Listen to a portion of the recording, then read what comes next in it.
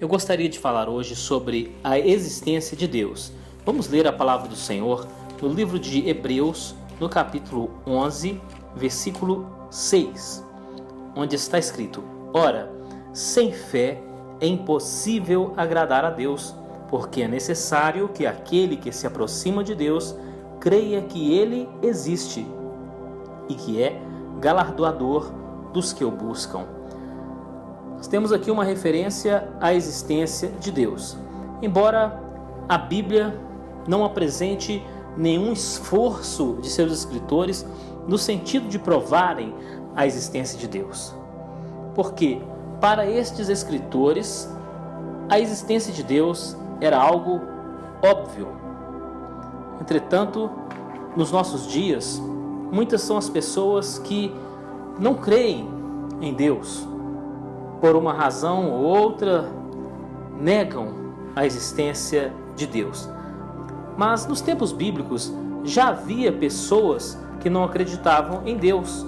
Por exemplo, no Salmo de número 14, no versículo 1, está escrito assim: Diz o insensato no seu coração, não há Deus. Então veja que na época de Davi já havia ateus. No Salmo 10, versículo 4, está escrito assim: Pela altivez do seu rosto, o ímpio não busca a Deus. Todas as suas cogitações são que não há Deus. O ateísmo não é uma novidade. Naquele tempo, isso já existia. Mas eu gostaria de falar hoje sobre alguns argumentos favoráveis à nossa fé em Deus. É verdade que a fé não necessita de provas, mas nós que cremos em Deus precisamos ter alguma resposta para aqueles que questionam a nossa fé. E existem argumentos racionais, argumentos científicos que são favoráveis à crença na existência de Deus. Vamos começar com um indício. A fé em Deus é um fenômeno universal.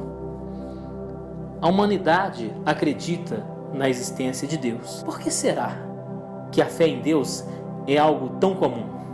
Os ateus são uma pequena minoria. Quase todas as pessoas acreditam em Deus. De onde vem essa fé? É possível que essa fé venha da própria consciência do ser humano. O ser humano sabe que Deus existe.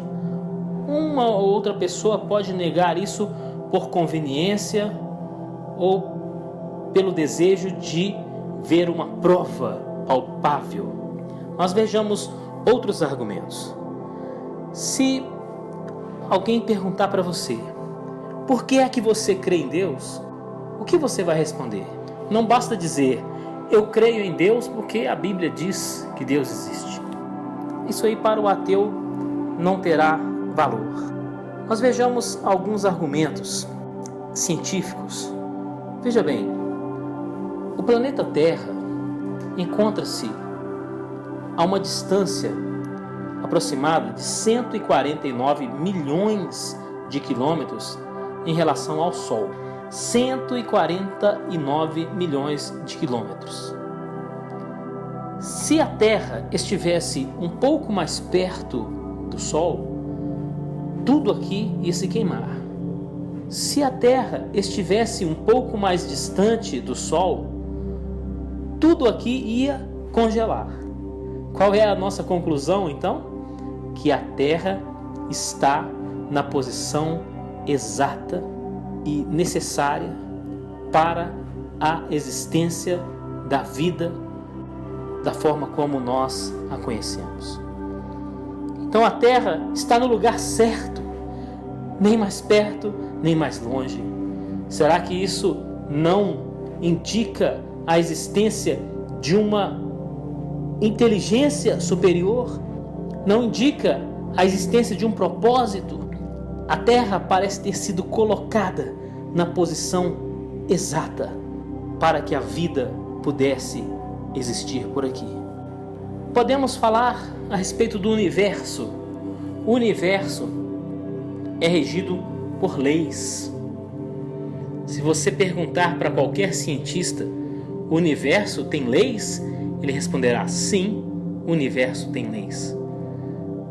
Se tem leis, deve existir um legislador, porque leis não surgem do nada. Então Deus é esse legislador. O universo funciona com precisão matemática. Os planetas, as galáxias têm o seu movimento, têm as suas órbitas, têm as suas velocidades. Tudo funciona com precisão matemática.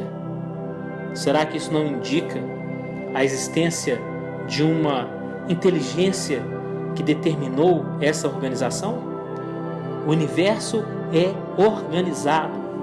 Os planetas estão aí nas suas órbitas. Por que é que não vem aqui um planeta e colide com a Terra, destruindo tudo que aqui está? Porque os planetas têm as suas órbitas. É verdade que existem por aí meteoros, meteoritos, mas nada que venha destruir a vida na Terra. Por quê? Porque existe uma organização no universo. O universo não é caótico, o universo é organizado. E isso pressupõe uma inteligência superior.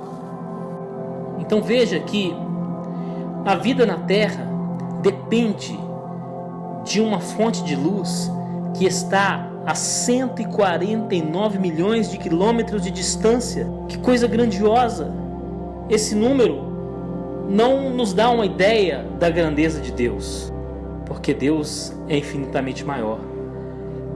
Mas dá para você imaginar que grande inteligência é essa, que grande ser é esse que administra um espaço tão grande e que coloca um planeta que depende de uma fonte de luz que está a 149 milhões de quilômetros de distância. Isso não parece ser uma casualidade. O universo funciona de forma maravilhosa. Está escrito no Salmo de número 19, versículo 1: os céus manifestam a glória de Deus e o firmamento anuncia a obra de suas mãos. Quer dizer, se você olha para o céu, você vê os astros, você vê as estrelas, você está diante de provas da existência de Deus. O funcionamento do universo é uma dessas provas. Por exemplo, tenho aqui comigo um relógio. O relógio é a prova da existência do relojoeiro. Você pode não conhecê-lo, você pode não saber o nome dele, você pode não saber onde o relojoeiro se encontra, você pode nunca tê-lo visto, ou pode ser que você nunca venha a vê-lo ou conhecê-lo. Mas o relógio é a prova de que o relojoeiro existe. O universo também é assim, como o relógio de Deus. Está aí funcionando perfeitamente, como uma prova da existência de Deus. É interessante observarmos que tudo no universo é sistema. As galáxias são sistemas. Temos sistemas solares. O que é um sistema? Um conjunto de elementos interligados. Um sistema tem um funcionamento coerente, integrado. Nós temos sistemas complexos e todo sistema pressupõe uma inteligência que o projetou e que o desenvolveu. Podemos mencionar como exemplo os sistemas do nosso corpo. Veja se eles não são evidência de uma inteligência superior. Os sistemas do nosso corpo não foram projetados por nós mesmos. Nós temos aí o sistema circulatório, o sistema nervoso, o sistema digestivo, o sistema urinário, o sistema excretor, sistema imunológico. São sistemas de alta complexidade e que funcionam de maneira maravilhosa e extraordinária. um deles sozinho já seria uma prova da existência de uma inteligência superior. Agora você veja bem que estes sistemas do nosso organismo, eles funcionam todos ao mesmo tempo e eles são integrados entre si. Um sistema dá suporte para o outro e eles funcionam aí de maneira interligada. Isso pressupõe uma inteligência superior, não é verdade? Poderíamos falar de cada um desses sistemas. Nós vamos pensar um pouquinho no sistema imunológico. Não existe uma inteligência por trás disso? Um sistema de defesa do organismo? Olha só, um sistema de produção de anticorpos, um sistema de identificação de elementos agressores contra o corpo, um sistema de combate a esses elementos agressores. Isso não parece ter sido projetado por um ser inteligente? Pois nós cremos nesse ser inteligente que é Deus. Eu gostaria de ainda falar sobre uma programação que nos envolve. Você e eu nascemos um dia sem querer, não temos nenhum domínio sobre isso. O ser humano nasce, o ser humano cresce, porque ele está seguindo uma programação feita por alguém. O ser humano chega a certa idade, ele tem desejo de desenvolver um relacionamento com o sexo oposto. Ele tem desejo de se reproduzir. Por que isso? Estamos seguindo um programa feito por alguém. Então o ser humano reproduz, depois o ser humano envelhece e morre. Estamos considerando assim um padrão normal. Não parece que estamos seguindo uma programação? Estamos. Os animais também estão seguindo uma programação. E quem programou isso? Quem? O ateu talvez dirá: é a natureza. Mas que natureza é essa? Quando o ateu fica maravilhado com alguma coisa, ele diz: a natureza é muito sábia. Mas que natureza é essa?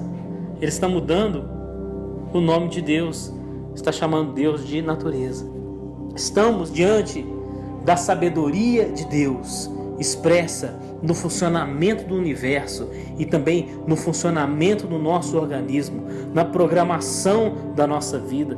É verdade que podemos interferir em algumas coisas, mas a nossa interferência, ela não muda a programação de Deus.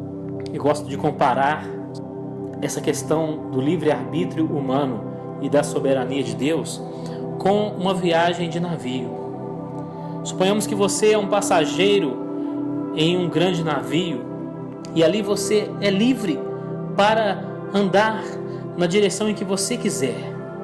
Você pode ir à popa do navio, pode ir à proa, você pode descer ao porão, subir ao convés, pode subir também no mastro do navio, pode ir para os seus aposentos, pode ir para o refeitório, para a cozinha.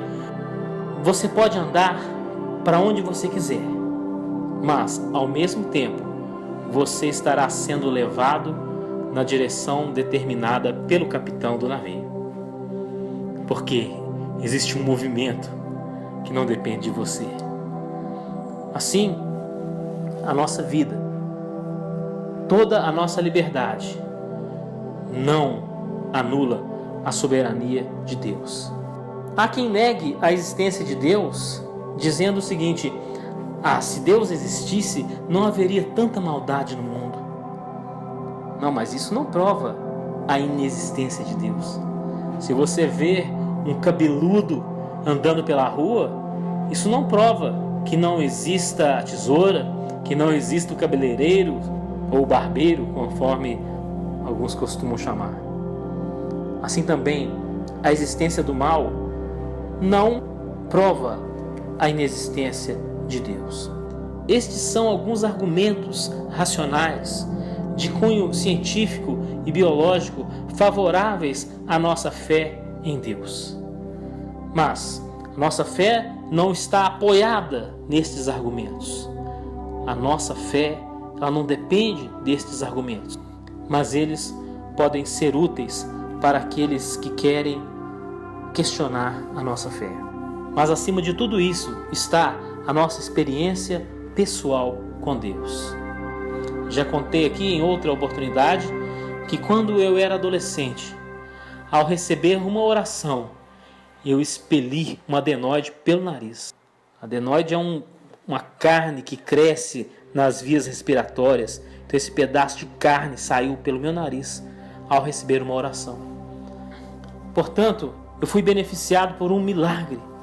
Eu já cria em Deus antes disso, mas experiências desse tipo vêm fortalecer a nossa fé e confirmar que a Bíblia é a palavra de Deus, pois o que temos visto nela tem funcionado na nossa vida. Portanto, meu amigo, você também pode ter uma experiência com Deus e você pode começar orando a Deus, pedindo perdão pelos seus pecados, pedindo que Ele entre no seu coração, pedindo que Ele mude a sua vida, porque uma vida sem fé, uma vida sem Deus, é uma vida sem sentido. Portanto, ore a Deus, fale com Deus, pois Ele está te ouvindo e quer te abençoar nesse dia.